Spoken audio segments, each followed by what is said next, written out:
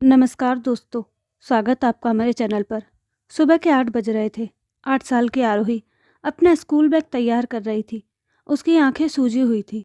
रात भर mummy papa के झगड़े की आवाज़ें उसे सोने ही नहीं दी थी। वह जानती थी कि आज फिर मम्मी का चेहरा सुबह नहीं दिखेगा और पापा बिना नाश्ते किए ऑफिस चले जाएंगे। उसने धीरे से ड्राइंग रूम में झांका। पापा सोफे पर ही सो रहे थे। उनके चेहरे पर थकान और गुस्से की रेखाएं साफ दिख रही थी। ऊपर से मम्मी के कमरे का दरवाज़ा बंद था। आरोही की आंखों से आंसू टपक पड़े। आरोही बेटा, नाश्ता कर लो। पीछे मुड़कर देखा तो कमला काकी थी। पिछले 8 साल से वही इस घर का एकमात्र चेहरा थी जो मुस्कुराता था। काकी, मुझे भूख नहीं है। ऐसा नहीं चलेगा बेटा। देख, मैंने तुम्हारे लिए आलू के पराठे बनाए हैं, टिफ़िन में भी रख दिए हैं, स्कूल में खा लेना। आरोही ने कमला काके को गले लगा लिया। उसकी बाहों में एक माँ का सुकून था जो उसकी अपनी माँ नहीं दे पाती थी। आरोही के पिता रजनीश और माँ स्मिता दोनों बड़ी कंपनियों में वरिष्ठ पदों पर कार्यरत थे। शहर के सबसे महंगे इलाके में उनका अपना फ्लैट था। 2 गाड़ियाँ थी। बेंगलोर में एक और प्रॉपर्टी थी। बाहर से देखने पर यह एक परफेक्ट परिवार था, पर अंदर से यह घर पर एक युद्ध क्षेत्र था। रजनीश चाहते थे कि स्मिता नौकरी छोड़ दे, घर संभाले। स्मिता कहती थी कि उनका करियर उनकी पहचान है। दोनों के अहम टकराते थे। बात बात पर तू तू मैं होती थी और इस बीच आरोही की परवरिश हो रही थी, एक पौधे की तरह जिसे पानी नहीं मिलता। तुम्हारी बेटी ने आज फिर पढ़ाई नहीं की, स्मिता चिल्लाती। मेरी बेटी? ये तुम्हारी भी तो है, तुमने भी तो समय देना चाहिए, रजनीश जवाब देते। मैं पूरा दिन ऑफिस में रहती हूँ, तुम घर में काम करते हो, तुम्हें देखना चाहिए। तो नौकरी छोड़ दो, मैं अकेला कमा लूँगा। मैं अपनी नौकरी नहीं छोड़ सकती, ये मेरा सपना है। और मेरे सपने? तुमने कभी मेरे बारे में सोचा? यही संवाद हर दिन दोहराए जाते। आरोही अपने कमरे में दुबकी सब सुनती रहती। उसने बहुत पहले ही समझ लिया था कि उसे चुप रहना। अगर वह रोएगी तो मम्मी कहेगी तुम्हारी बेटी रो रही है, और पापा कहेंगे तुम्हारी बेटी को समझाओ। वह किसी की बेटी नहीं थी, वह बस एक बोझ थी जिसे कोई उठाना नहीं चाहता था। एक दिन स्कूल में आरोही की टीचर ने सभी बच्चों से पूछा, बताओ तुम अपने मम्मी पापा के साथ सबसे ज़्यादा क्या करना पसंद करते हो? सभी बच्चों ने जोश में जवाब दिए, मम्मी के साथ पार्क जाना है, पापा के साथ क्रिकेट खेलना है, साथ में आइसक्रीम खाना है। आरोही चुप बैठी रही। टीचर ने पूछा, तुम क्यों नहीं बोल रही हो? आरोही ने धीरे से कहा, मैडम, मेरे मम्मी पापा साथ में नहीं रहते। मतलब वो एक ही घर में रहते हैं पर साथ में नहीं रहते। उसकी आंखों में आंसू थे। मैंने उन्हें कभी एक साथ हंसते नहीं देखा। पूरी क्लास सन्न रह गई। टीचर की आंखें नम हो गई। उसी रात आरोही ने अपनी डायरी में लिखा, आज मैडम ने पूछा था कि हम अपने मम्मी पापा के साथ क्या करना पसंद करते हैं। मैंने सोचा था कि काश मैं भी बता पाती।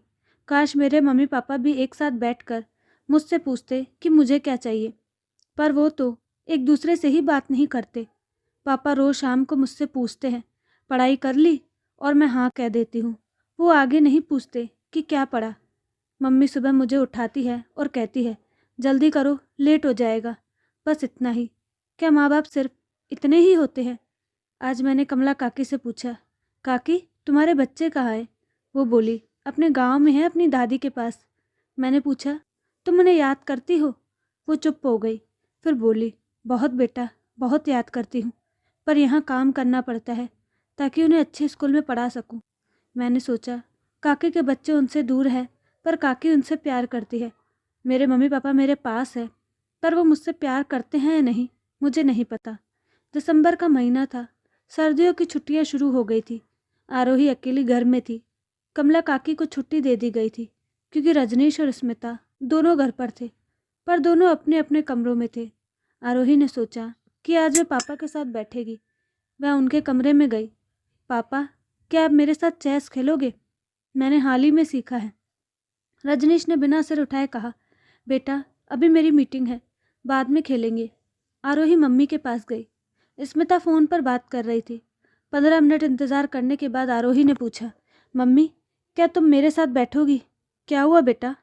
देखो ना, मेरा ऑफिस का बहुत काम है, तुम जाकर टीवी देखो। आरोही ने कहा, टीवी मैं क्या देखूं? वहाँ तो सब परिवार साथ में होते हैं, एक साथ खाना खाते हैं, एक साथ घूमने जाते हैं।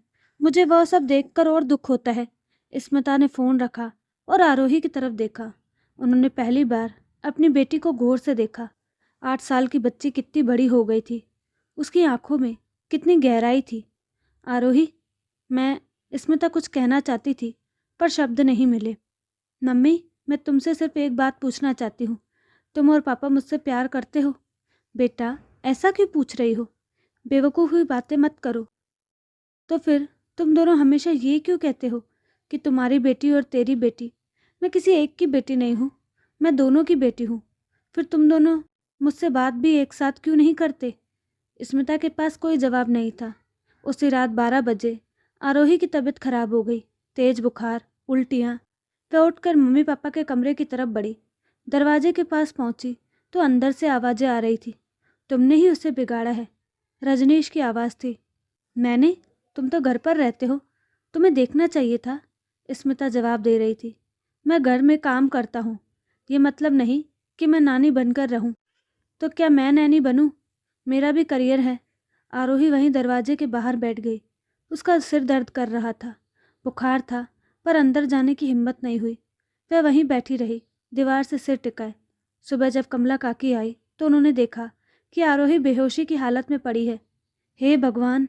साहब, मेम साहब, जल्दी उठो, आरोही को कुछ हो गया है। अस्पताल में आरोही बेहोश थी। डॉक्टर ने बताया कि उसे निमोनिया हो गया है और बहुत तेज बुखार के कारण उसे झटके आ रहे हैं। उसे आईसीयू में रखा गया। रजनीश और स्मिता अस्पताल के बेंच पर बैठे थे। दोनों के चेहरे पीले पड़ गए थे। पहली बार उनके बीच कोई लड़ाई नहीं थी। पहली बार वे एक दूसरे के सामने चुप थे। तीसरे दिन आरोही की हालत में सुधार हुआ। उसे जनरल वार्ड में शिफ्ट कर दिया गया।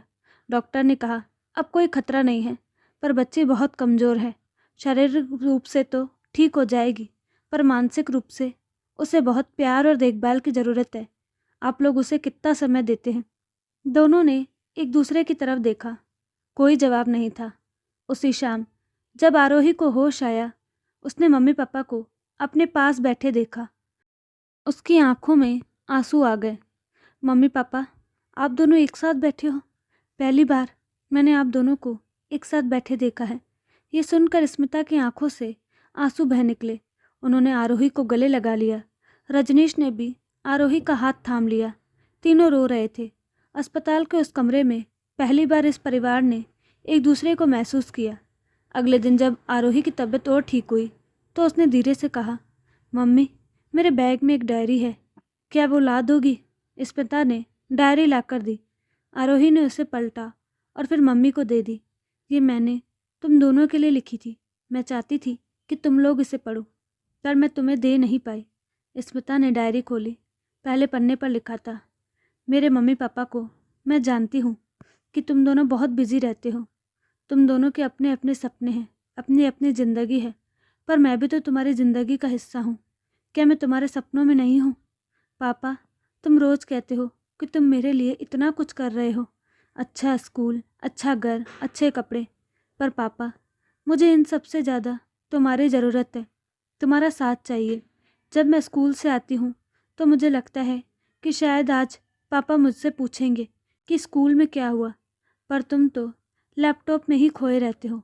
मम्मी, तुम रोज़ मुझे डांटती हो कि मैंने खिलौने नहीं संभाले, पर तुमने कभी मेरे साथ खेला ही नहीं। मैंने देखा है कि तुम ऑफिस की दूसरी मैडम के बच्चों की तस्वीरें देखकर कहती हो, बहुत प्यारे हैं, पर मैं तुम्हारे सामने हूँ, क्या मैं प्यारी नहीं हूँ? कमला काकी कहती है कि माँ बाप अपने बच्चों से बहुत प्यार करते हैं, तो मेरे मम्मी पापा मुझसे प्यार क्यों नहीं करते? मैंने अपनी डायरी में हर दिन लिखा है कि तुम लोगों ने मुझसे कितनी देर बात की। पिछले 1 महीने में पापा ने मुझसे कुल 47 मिनट बात की और मम्मी ने 32 मिनट। ये 1 महीने में 79 मिनट, और मैंने तुम दोनों को एक साथ देखा ही नहीं। आज मैंने तय किया कि मैं तुम दोनों के लिए एक सरप्राइज़ तैयार करूँगी। जब तुम लोग मुझे एक साथ देखोगे तो शायद तुम्हें एहसास होगा कि मैं भी तुम्हारी बेटी हूँ। स्मिता और रजनीश ने डायरी पढ़ी, पन्ने दर पन्ने, हर दिन का हाल, आरोही की अकेली शामें, उसके सवाल, उसकी उदासी, उसकी उम्मीदें। हर पन्ने पर एक बच्ची का दर्द था जो अपने माँ बाप के प्यार के लिए तरस रही थी। आखिरी पन्ने पर लिखा था, आज मैं बीमार हूँ, बहुत बुखार है। मैं मम्मी पापा के पास जाना चाहती थी, पर वो लड़ रहे थे। मैंने सोचा शायद मैं सुबह उन्हें बताऊंगी, पर अब बहुत नींद आ रही है। काश सुबह जब मैं उठूं तो मम्मी पापा दोनों मेरे पास हो, बस एक बार, सिर्फ एक बार। स्मिता ज़ोर ज़ोर से रोने लगी। रजनीश ने उन्हें अपने से लगा लिया। आरोही ने उन्हें देखा और मुस्कुरा दी। मम्मी पापा, आप दोनों एक साथ हो, मेरी दुआ सुन ली गई। उस दिन के बाद रजनीश और स्मिता ने बहुत बदलाव आया।